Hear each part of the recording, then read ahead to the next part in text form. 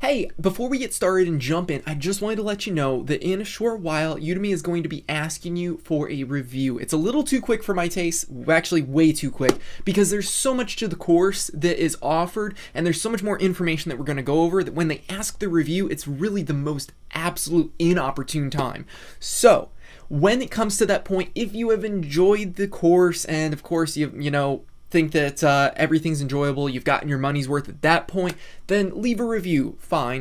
But I ask most of you really to hold off till the end, get the big picture. There's going to be a lot of, eureka, bright idea, light bulbs going over your head, some, moments that are going to click, and it's all going to fit together like a puzzle piece.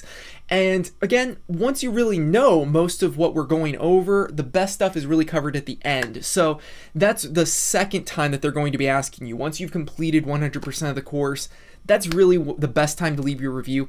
If there's anything that you see where I can probably improve this course, make it better, especially if you're not going to leave a 5-star review, let me know, message me, reach out, so that way I can improve the course and raise your review to 5 stars as well. That's what this is all about. I want to make the absolute best course, not only for you, but for every future student as well that's going to be taking this course along with you.